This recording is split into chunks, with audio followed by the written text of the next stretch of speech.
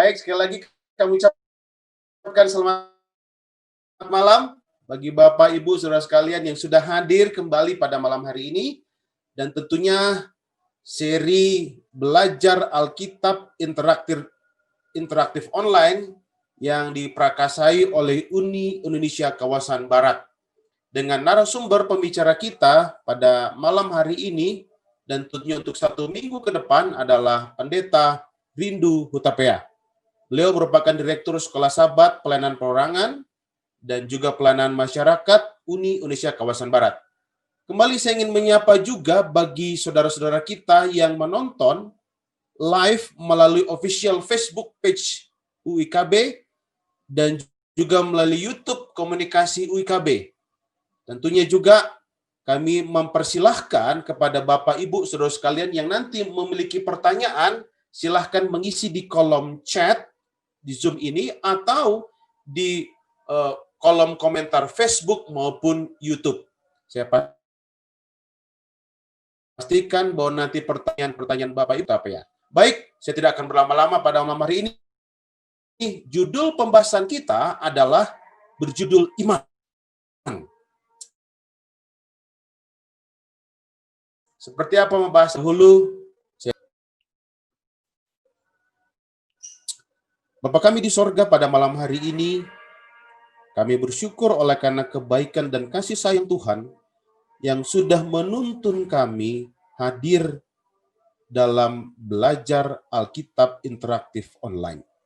Kami sangat membutuhkan kuasa Roh Kudus-Mu ya Bapa, sehingga pada saat firman memberikan pengertian yang benar akan firman Tuhan. Urapi beliau Tuhan dengan roh-Mu yang Tuhan disampaikan. Ada banyak berkat kami, sehingga kami lebih dekat dengan Tuhan. Bapa di sorga, kami serahkan acara pada malam hari ini ke dalam tangan Tuhan saja. Biarlah kehendak Tuhan yang jadi, bukan kehendak kami. Di dalam nama Yesus kami sudah berdoa. Amin. Amin. Baik, kami persilahkan kepada Pendeta Rindu Hutapea untuk... Shalom, selamat malam semuanya. Puji Tuhan, malam ini kita dapat bertemu kembali lewat Zoom, maupun YouTube ataupun Facebook. Saya senang melihat Ibu Bapak dan juga anak-anak yang ada. Saya lihat itu luar biasa. Melihat film tentang bagaimana Yesus di dalam ditangkap dan kemudian mau disalibkan. Terima kasih oleh karena kasih Yesus yang mau berkorban buat kita untuk menyelamatkan kita. Terima kasih kepada Pendeta Jimmy Sakul yang sudah memperkenalkan atau sebagai MC pada sore hari ini. Kita puji Tuhan, Tuhan itu sangat baik. Tuhan itu memelihara hidup kita sampai sekarang. Sekali lagi terima kasih semuanya. Saya lihat ada yang dari Samosir juga ya. Apa mereka di rumah atau di gereja saya tidak tahu, tapi ada satu keluarga itu di Samosir ya.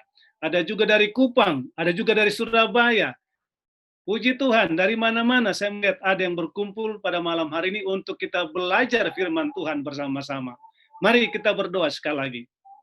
Tuhan di sorga, kami bersyukur kepada Tuhan malam ini ada waktu yang Tuhan berikan untuk kami belajar firman-Mu. Terangi hati kami, tuntun kami, Roh Kudus akan mengajari kami melalui firman ini. Di dalam nama Yesus kami berdoa. Amin. Malam ini satu malam di mana kita akan belajar bersama-sama tentang satu pelajaran bagaimana kuasa iman yang mengalahkan dunia. Nah, kuasa iman yang mengalahkan dunia. Jadi bukan perang yang mengalahkan dunia atau bukan senjata, tapi di sini yang kita pelajari malam hari ini iman yang dapat mengalahkan dunia. Bagaimana iman dapat mengalahkan dunia? Alkitab menjelaskan, menyampaikan kepada saudara dan saya. Dan iman itu tidak perlu dibeli dengan harga yang mahal atau seperti emas, tapi iman itu dapat kita miliki dan iman itu menuntun kita untuk dapat menang bersama dengan kuasa Tuhan. Baik, kita belajar. Iman yang berkenan kepada Allah. Ibrani 11 ayat 6. Tetapi tanpa iman tidak mungkin orang berkenan kepada Allah. Sebab barang siapa berpaling kepada Allah, ia harus percaya bahwa Allah ada dan bahwa Allah memberi upah kepada orang yang sungguh-sungguh mencari Dia. Nah, jadi iman itu yang berkenan kepada Allah. Bagaimana caranya? Kita berpaling kepada Allah, kita sungguh-sungguh mencari Allah dan percaya kepada Dia bahwa Allah itu ada. Allah itu maha kuasa. Dan saat kita percaya kepada Allah, maka Dia akan berikan kepada kita, yaitu iman, di mana Allah berkenan kepada kita. Oleh karena iman yang ada pada kita itu. Iman itu sama dengan percaya, tapi lebih dalam lagi. Bukan hanya sekedar percaya. Mari kita lihat dan kita belajar bersama-sama. Iman adalah kepercayaan, keyakinan yang sungguh-sungguh kepada seseorang atau sesuatu. Selanjutnya, keyakinan yang tidak berdasarkan bukti. Nah, artinya kalau kita percaya dengan ada bukti, itu bukan namanya iman. Jadi iman itu lebih dalam. Tidak kita lihat, tidak ada buktinya, tapi kita percaya. Itulah iman itu. Kemudian keyakinan yang sungguh kuat, pasti kepada Tuhan yang kita tidak lihat. Jadi iman itu ialah satu kepercayaan, satu keyakinan yang sungguh-sungguh kuat dan pasti. Kepastiannya kita percaya pasti ada Allah. Dan itulah bukti iman kita kalau kita percaya bahwa sungguh-sungguh Allah itu ada. Baik, kita lihat lagi. Alkitab berkata tentang iman itu lagi. Ibrani 11 ayat 1. Iman adalah dasar dari segala sesuatu yang kita harapkan dan bukti dari segala sesuatu yang kita tidak lihat. Jadi iman itu mengharapkan sesuatu, ya. Sekali lagi, iman itu mengharapkan segala sesuatu dan juga bukti dari segala sesuatu. Apa yang kita harapkan? Yang kita tidak lihat? Baik, salah satu ialah melalui pelajaran firman Tuhan. Beberapa waktu yang lalu kita belajar tentang surga itu. Ya, kita tidak lihat, tapi kita percaya. Dan saat kita percaya, itulah bukti ya bahwa kita memiliki iman. Jadi sangat-sangat perlu kita memiliki iman itu. Ya, sekali lagi sangat-sangat perlu kita memiliki iman itu, karena itulah dasar di mana kita dapat berharap kepada Tuhan dan percaya kepada Tuhan walaupun kita tidak melihatnya. Nah, saudaraku yang kasih dalam Tuhan, bagaimana cara kita mengukur iman itu? Ya, jadi, saya memiliki iman. Bagaimana kita dapat mengukur iman yang ada pada kita itu? Oke, Roma pasal 12 ayat 3. Janganlah kau memikirkan hal-hal yang lebih tinggi daripada apa yang patut kau pikirkan. Tetapi hendaklah kau berpikir begitu rupa sehingga kau menguasai diri menurut ukuran imanmu yang dikaruniakan Allah kepada kamu masing-masing. Artinya ialah kita memiliki iman, kita mengatakan, iman saya besar. Tapi dalam buktinya, sekali lagi, dalam buktinya, kita itu dalam melakukan sesuatu seperti tidak memiliki iman. Jadi iman itu dibuktikan bagaimana kita menurut. Dan iman kita itu makin besar iman kita, makin besar penurutan kita. Makin besar iman kita, makin besar bukti yang nyata di dalam kehidupan kita. Tidak hanya sekedar bicara, tidak hanya sekedar ngomong, tetapi kita membuktikan iman kita itu tidak hanya, seperti yang kita katakan, janganlah kau memikirkan hal-hal yang lebih tinggi daripada yang patut kau pikirkan. Ya, ini hal-hal yang sangat-sangat perlu kita mengerti, bahwa kita diberikan pengertian sesuai dengan iman kita itu dan tidak melebih-lebihkan, tetapi kita percaya sesuai dengan ukuran iman yang Tuhan berikan kepada kita. Baik, kita lihat apa kata Yesus tentang iman itu. Markus 11 ayat 23. Aku berkata kepadamu, sesungguhnya barang siapa berkata kepada gunung ini, beranjaklah dan tercampaklah ke dalam laut, asal tidak bimbang hatinya, tetapi percaya bahwa apa yang dikatakannya itu akan terjadi, maka hal itu akan terjadi. Yesus sedang menyatakan kepada murid-muridnya dan kepada kita sekarang ini, kita harus percaya sungguh-sungguh, ya, percaya sungguh-sungguh, tidak bimbang.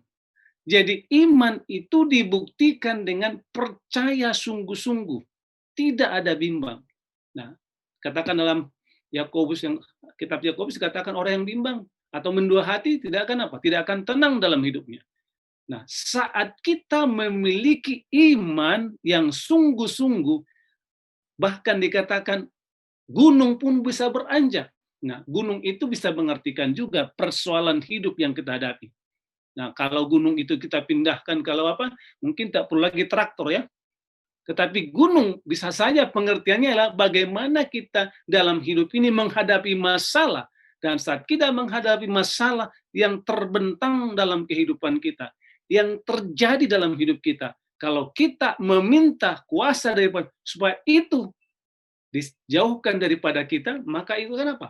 Akan dijauhkan. Karena Tuhan dapat, gunung sekalipun dapat dipindahkan. Apalagi persoalan-persoalan yang kita hadapi dalam kehidupan kita. Ingat, kita menghadapinya jangan pernah bimbang. Jangan pernah bimbang. Kita hadapi, kita dengan percaya sungguh-sungguh, maka hal itu akan menjadi satu keyakinan yang sungguh itu dapat terjadi. Keyakinan itu dapat terjadi. Baik, kita lihat, itulah yang disampaikan Yesus, jangan bimbang, ya. Jangan bimbang, percaya sungguh-sungguh.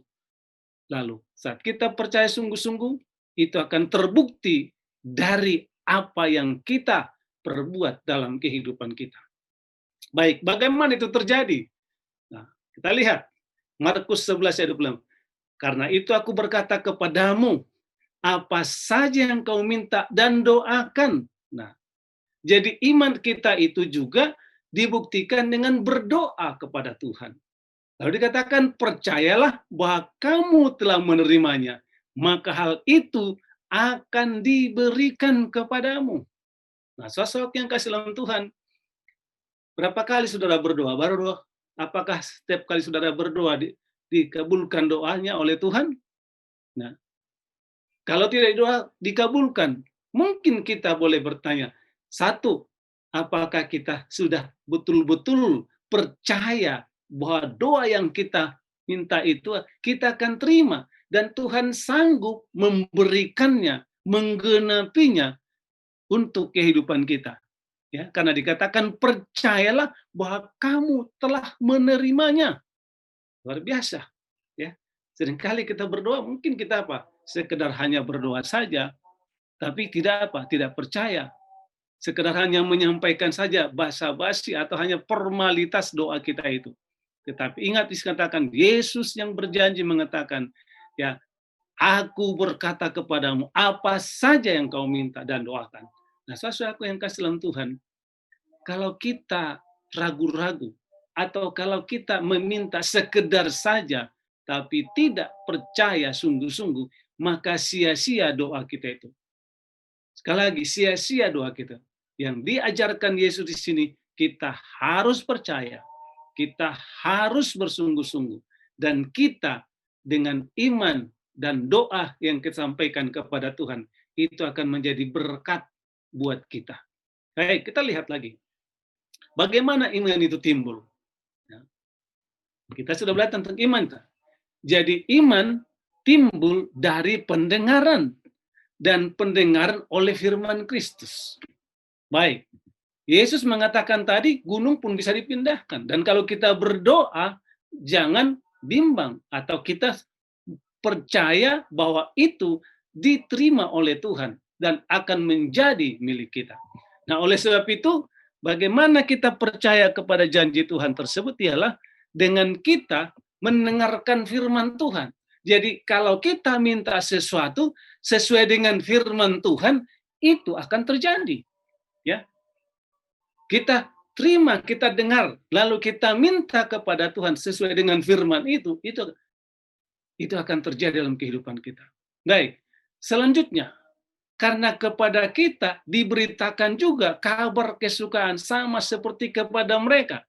Nah, sekarang saya dengan mereka atau kita dengan mereka. Apa bedanya kita dengan mereka? Rasul Paulus menuliskannya di sini kepada orang berani. Kita dan mereka. Oke. Sekarang kita bagaimana dikatakan?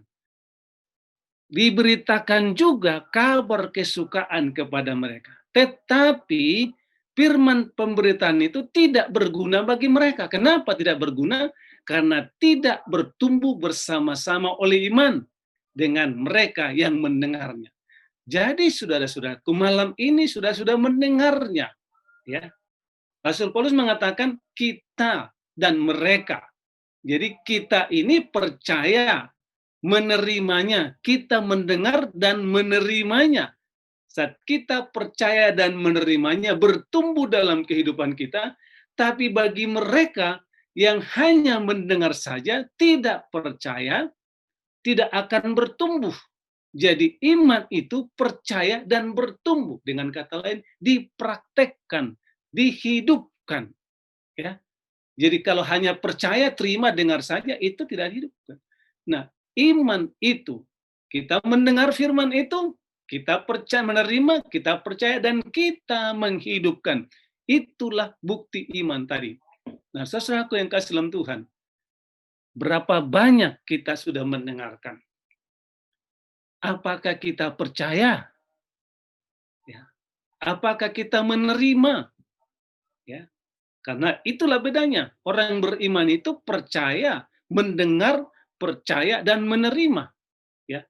Itulah bukti orang yang beriman.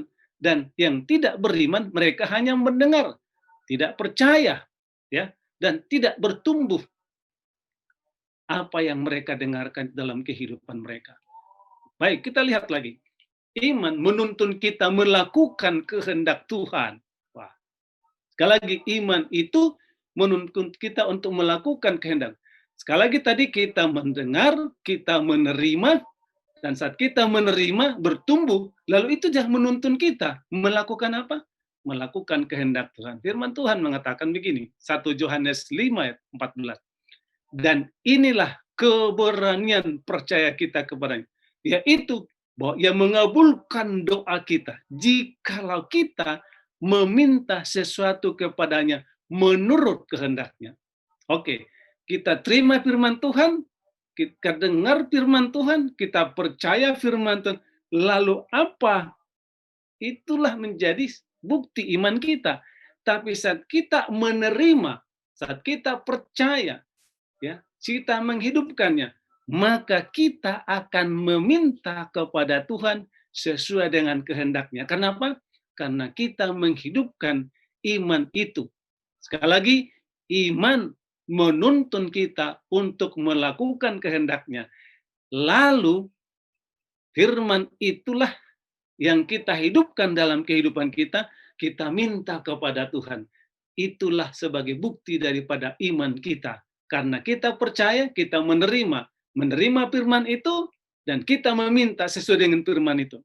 Nah, seringkali kita mungkin meminta tidak sesuai dengan firman Tuhan. Ya, tadi ada dikatakan apa saya akan minta, ya, tapi kita yang minta itu sesuai dengan apa? Menurut kehendak Tuhan. Ya, Tuhan itu Maha Tahu. Ya, Tuhan itu Maha Tahu. Bahkan kalau di sini ada anak-anak, kalau seorang anak minta, katakanlah kepada orang tua, dia minta, "Papa, saya mau tolong belikan mobil," tapi dia belum punya SIM. Ya. Apakah orang itu mengasihkannya, memberikannya? Sudah barang tentu orang tua tidak akan memberikannya karena dia belum bisa SIM, belum bisa mengendarai mobil. Nah, kita pun demikian kepada Tuhan. Kita pun demikian kepada sesuatu yang kita minta kepada Tuhan, tetapi itu bukan porsinya dia, itu bukan iman kita, atau bukan sesuai dengan firman yang kita pelajari daripada Tuhan, yang kita terima, maka saudaraku, itu Tuhan katakan belum waktunya, atau nanti. Ya. Nah, saudaraku yang kasih dalam Tuhan, disinilah kita belajar bagaimana iman kita itu bertumbuh, dan iman kita menuntun kita melakukan kehendak Tuhan. Tuhan itu maha bijaksana. Ya, Tuhan itu sangat baik. Dan iman kita yang percaya kepada dengan sungguh-sungguh tersebut akan melakukan sesuatu di dalam kehidupan kita. Baik, kita lihat iman dan pengampunan. Nah, apa hubungannya? Nah, Lukas pasal 5 ayat 20. Ketika Yesus melihat iman mereka, berkatalah ia, "Hai saudara, dosamu sudah dia." Ini ada sebuah cerita. Ya, dalam Lukas pasal 5 itu ada seorang lumpuh. Orang lumpuh itu pingin sembuh. Bagaimana caranya dia sembuh? Dia tidak bisa berjalan. Lalu ada orang mengusung dia. Tapi pada waktu diusung atau digotong ini orang yang lumpuh itu, lalu mereka tidak bisa masuk karena Yesus ada dalam satu rumah. Lalu mereka naik ke atas atap, mereka bongkar atap itu, lalu mereka turunkan apa? Mereka turunkan orang sakit itu persis di depan Yesus. Kenapa mereka lakukan itu? Karena mereka memiliki iman bahwa Yesus dapat menyembuhkan mereka, menyembuhkan orang lumpuh itu. Lihat, usaha orang yang beriman itu dibuktikan dengan usaha mereka. Mereka percaya Yesus dapat menyembuhkan, lalu mereka bawa orang lumpuh itu, mereka naik ke atas atap, lalu mereka turunkan orang lumpuh itu, itulah bukti iman mereka. Jadi iman itu dibuktikan dengan usaha kita juga. Ya. Dan kemudian apa? Yesus menyembuhkan orang lumpuh itu. Dan bukan hanya menyembuhkan orang lumpuh itu, tapi juga apa? Mengampuni dosa. Siapa yang dapat mengampuni dosa? Tuhan dapat mengampuni dosa. Jadi iman kita itu kita dapat buktikan melalui kuasa Tuhan. Iman kita itu dapat kita terima melalui apa? Melalui tuntunan Tuhan, di mana Tuhan bekerja mengetahui apa yang kita inginkan, yang sesuai dengan kehendaknya untuk kemuliaannya. Baik, kita lihat. Iman yang gagal dan yang sukses. Ya, Matius pasal 17 ayat 20. Ia berkata kepada mereka, "Karena kamu kurang percaya, sebab itu aku berkata kepadamu, sesungguhnya sekiranya kamu punya iman." Jadi orang lumpuh itu memiliki iman. Dan orang bawah itu juga memiliki iman, sama-sama memiliki iman. Tapi di sini dalam Matius pasal 17 itu dikatakan, kenapa mereka gagal?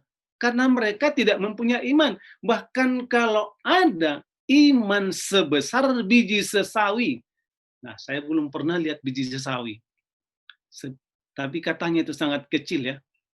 Nah, Yesus membandingkan iman kita kalau ada sebesar biji sesawi, dikatakan, maka kamu dapat berkata kepada gunung ini, pindah ke tempat sana. Maka gunung ini akan pindah dan takkan ada yang mustahil. Ada yang mustahil. Nah, oleh sebab itu, saudara-saudara yang kasih dalam Tuhan pada malam hari ini, anak-anak di sini, dan kita semua yang berkumpul, lihat, boleh kita tanya diri kita, adakah imanku sebesar biji sesawi ini? Ya, adakah imanku sebesar? Dan kalau kita memiliki iman sebesar biji sesawi, oh luar biasa saudaraku, powerful.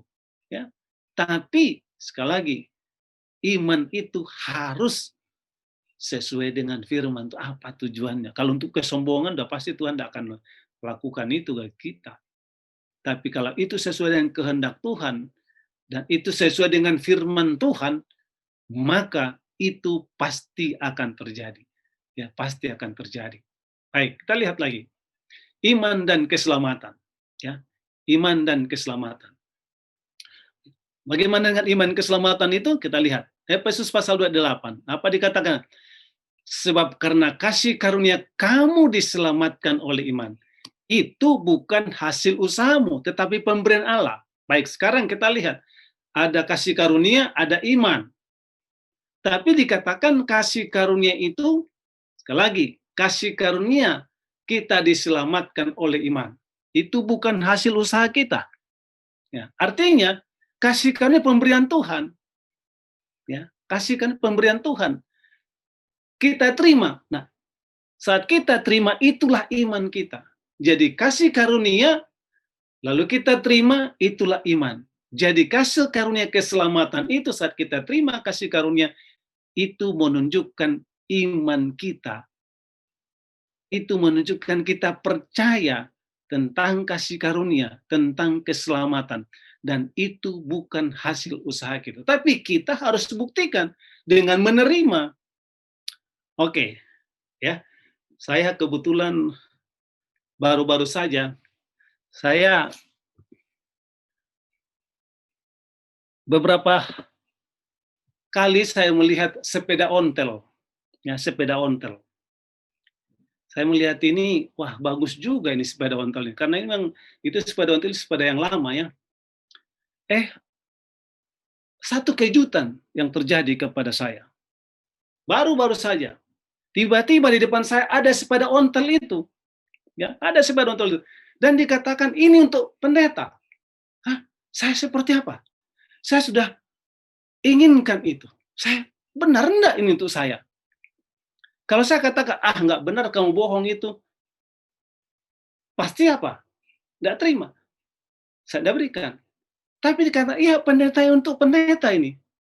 Rasrak yang kasih, singkat ceritanya, aduh terima kasih. Saya tidak minta kepada dia, tapi diberikan kepada saya. Tuhan itu baik ya, luar biasa. Kasih karunia pun kita tidak minta, tapi Tuhan berikan. Nah, apakah saudara mau menerima kasih karunia itu? Ini pun sepeda ontel ini di depan saya, taruh itu, ini untuk pendeta. Benarkah ini untuk saya? Oke, dikatakan benar pendeta, saya terima. Nah, sekarang masalahnya ialah saat saya terima sepeda itu, tapi saya biarkan begitu saja sepeda itu, saya tidak pernah gunakan, sepeda itu akan karatan. Sepeda itu kan apa? Akan ya hancur juga dimakan karat. Nah, saat kita menerima kasih karunia, keselamatan, tapi saya tidak berbuat apa-apa, diam-diam saja, seperti saya menerima, seperti tidak gunakan, biarkan begitu saja, nggak ada gunanya bagi saya kasih karunia itu, nggak ada gunanya seperti itu. Ini contoh sederhana saja. Jadi pemberian Allah, kasih karunia itu diberikan kepada kita, dan kita terima itu melalui iman itu. Iman yang ada pada kita itu yang bekerja untuk menerima kasih karunia itu, dan kita diselamatkan oleh Tuhan. Karena apa? Karena selamat pemberian daripada Tuhan. Baik, bagaimana hubungan kasih karunia dan iman? Nah, ini saya sudah jelaskan. Sebab itu marilah kita dengan penuh keberanian menghampiri tahta kasih karunia, supaya kita menerima rahmat dan menemukan kasih karunia untuk mendapatkan pertolongan kita pada waktunya. Ya, mendapatkan pertolongan kita pada waktunya. Tuhan tahu. Ingat pada waktu Daniel juga ya dimasukkan ke dalam lubang singa. Tuhan tahu menyelamatkan dia. Ya. Daniel membutuhkan pertolongannya, Tuhan dapat menolong dia. Apakah yang diperbuat oleh Daniel? Ya hanya berdoa. Ya Tuhan selamatkan dia. Jadi Tuhan sanggup kasih karunia itu yang luar biasa. Baik, kita lihat. Bagaimana hubungan kasih karunia dengan iman itu? Ini, kasih karunia itu adalah bukti iman kita. Ya. Jadi saat kita menerima kasih karunia itu, itulah bukti iman kita. Yang kita harus hidupkan dalam kehidupan kita. Baik, pengalaman Rasul Paulus. Dalam Galatia pasal 2 ayat 20. Namun aku hidup, tapi bukan aku lagi sendiri yang hidup, melainkan Kristus yang hidup di dalam aku. Dan hidupku yang kuhidupi sekarang ini dalam daging adalah hidup oleh iman dalam Anak Allah yang telah mengasihi aku dan menyerahkan hidupnya untuk aku. Rasul Paulus mengakui dengan sungguh-sungguh bahwa hidupnya bukan dia lagi. Ya. Bukan dia lagi. Hidup yang dihidupkan itu adalah apa? Hidup oleh iman. Kepada siapa? Kepada Anak Allah. Yesus Kristus sebagai kasih karunia yang menyelamatkan itu. Jadi saudaraku, saat saudara menerima, saat saudara percaya ya tentang Yesus Kristus, tentang kasih karunia itu, saudara terima dan saudara buktikan itu dalam iman. Dan itulah yang diberikan Allah kepada kita. Dengan apa dikatakan? Dengan kasih karunia yang diberikan Tuhan tanpa bayaran. Tapi sekali lagi, kita harus buktikan itu melalui apa? Melalui iman kita. Puji Tuhan, Tuhan itu sangat baik. mengetahui kebutuhan kita. Tapi sekali lagi, yang perlu kita miliki ialah iman untuk menerima, untuk percaya. Sehingga kasih karunia itu akan membuat kita memiliki pengharapan. Dan kita yang hidup sekarang ini, kita hidup di dalam kasih karunia. Dan kita buktikan itu dalam kehidupan kita. Baik, iman dan kasih karunia menghasilkan perbuatan. Ya, Yakobus pasal 2:17. Demikian juga halnya dengan iman. Jika iman itu tidak disertai perbuatan, maka iman itu pada hakikatnya lah mati. Jadi lihat di sana, kasih karunia, saya terima itu, ya, saya terima itu, karena saya memiliki iman, saya terima itu. Tapi sekali lagi, kalau tidak ada perbuatan saya tidak buktikan iman saya itu mati, nggak ada gunanya. Saudaraku, mari pelajaran yang sangat penting ini perlu kita hidupkan dalam kehidupan kita. Kita terima kasih karunia tersebut sebagai bukti iman kita, dan kita melakukan sesuai dengan iman itu. Dan kalau kita tidak berbuat sesuai dengan iman itu, maka iman itu akan mati. Tidak ada gunanya iman itu. Iman yang mati. Dan saudaraku, bisa saja orang hidup tapi tidak memiliki iman. Ya. Bisa saja orang hidup tapi tidak mempraktekkan imannya, mengaku orang beriman tapi tidak mempraktekkan iman. Itu bukan iman, tapi iman yang mati. Mudah-mudahan kita semuanya di sini apa yang kita sudah terima, kita percayai, kasih karunia kita sudah terima, dan kita hidup di dalam kasih karunia, dan kita menghidupkan akan hasil sebagai perbuatan. Baik, iman yang berbuat. Matius 25 ayat 21. Ini bukti orang yang beriman itu berbuat. Apa yang mereka buat? Ya, dalam Matius 25 ayat 21. Maka kata tuannya itu kepadanya, baik sekali perbuatanmu itu. Hai hambaku yang baik dan setia, engkau telah setia dalam perkara yang kecil. Aku akan memberikan kepadamu tanggung jawab dalam perkara yang besar. Masuklah dan terimalah dalam kebahagiaan. Turutlah dalam kebahagiaan Tuhanmu.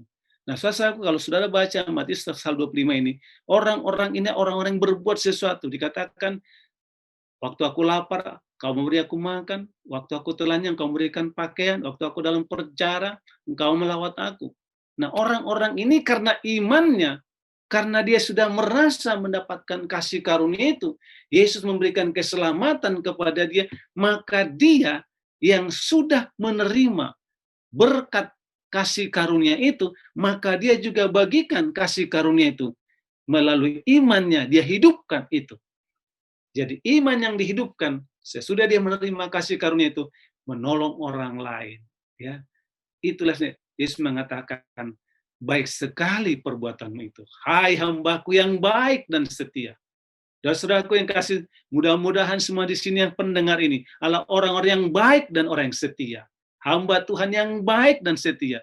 Melalui apa? Melalui perbuatan-perbuatan kita. Karena kita sudah menerima kasih karunia dan kita hidupkan iman kita itu dengan berbuat baik dan setia di dalam iman kita tersebut. Baik, milikilah iman yang mengalahkan dunia. Ya. Karena itulah tujuan kita belajar pada malam hari ini, untuk memiliki iman yang mengalahkan dunia. Mengapa dikatakan demikian? Ya, iman suatu pengakuan yang teguh tentang Kristus yang memberikan keselamatan atau kasih karunia. Juga suatu tindakan yang terbit dari hati yang percaya untuk ingin mengikut Yesus sebagai Tuhan dan Juru Selamat, dan dibuktikan melalui penurutan kita. Baik sesuatu yang kasih Tuhan, kita mengaku, kita percaya, kita menerima keselamatan itu. Mari kita buktikan dengan tindakan kita, dari hati kita. Ya. Mari kita buktikan dari hati kita, melalui perbuatan kita, dan melalui penurutan kita. Kenapa? Karena Kristus yang menuntun kita untuk melakukannya. Oleh sebab itu, kuasa iman itu dinyatakan itu dalam 1 Yohanes pasal 5 ayat 4. Sebab semua yang lahir dari Allah, mengalahkan dunia. Dan inilah kemenangan yang mengalahkan dunia, iman kita. Saudara-saudaraku yang kasih dalam Tuhan, milikilah iman itu. Ya. Saat kita terima kasih karunia itu, yang lahir dari Allah, Yesus sudah mengalahkan dunia ini. Ya. Dan dia akan datang menuntun kita untuk mengalahkan, dan kita akan memiliki kemenangan melalui iman yang Tuhan berikan kepada kita. Saudaraku, sambutlah kasih karunia dengan iman yang ada pada saudara. Yesus yang sudah menang, kita akan menang.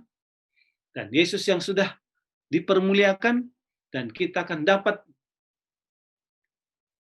mewarisi akan kemuliaan yang Tuhan sudah sediakan bagi kita.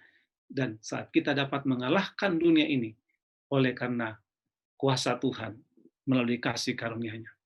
Kesimpulan, milikilah iman, terimalah kasih karunia Allah, buktikanlah melalui kesetiaan dalam penurutan. Tuhan memberkati kita. Tuhan menolong kita untuk senantiasa memiliki iman dan senantiasa memiliki kasih karunia itu. Jangan pernah lepaskan itu, dan mari kita buktikan dengan kesetiaan kita melalui penurutan kepada Tuhan. Mari kita berdoa. Bapa di sorga, terima kasih Tuhan. Kami yang sudah mendengarkan firman ini, kami mau percaya dan kami mau menerima. Melalui iman yang ada pada kami terima kasih karunia Tuhan. Tuhan, kalau kami belum sempurna untuk menurut, untuk membuktikan iman itu, oleh karena kami diberikan kasih karunia, tolonglah kami Tuhan, tambahkanlah iman kami, tambahkanlah kesetiaan kami, tuntunlah kami untuk menurut kepadamu sebagai bukti iman kami yang sudah menerima kasih karunia Tuhan. Diberkatilah kami Tuhan, dimanapun kami berada. Diberkati yang mendengarkan di YouTube, di Facebook, maupun di Zoom ini. Kami semuanya malam hari ini, oleh karena kasih karunia Tuhan, kami bersuka cita, kami akan menang, oleh karena iman yang Tuhan berikan kepada kami. Dan iman kami akan mengalahkan dunia, dan dunia ini kami akan tinggalkan. Bersama-sama dengan Tuhan, oleh Yesus Kristus sebagai kasih karunia yang menyelamatkan kami. Kami mengucap syukur ya Tuhan, di dalam nama Yesus, Juru Selamat dan Penebus kami. Amin. Terima kasih dan selamat malam. Amin. Terima kasih Pendeta Rindu Hutapea atas pekabaran kita pada malam hari ini, sangat luar biasa. Saya mengundang Bapak Ibu, saudara-saudara sekalian untuk hadir besok di jam dan waktu yang sama untuk belajar Alkitab interaktif online. Dengan judul yang sangat menarik, besok adalah judulnya yaitu kesehatan. Nah, luar biasa nih, menarik. Dan saya ingatkan kembali juga bagi Bapak Ibu, saudara sekalian yang punya pertanyaan untuk pelajaran kita pada malam hari ini, silahkan mengirimkan pesan di nomor 08122475430. Sekali lagi, kirim ke 08122475430. Baik, terima kasih. Kami ucapkan selamat malam. Tuhan Yesus memberkati.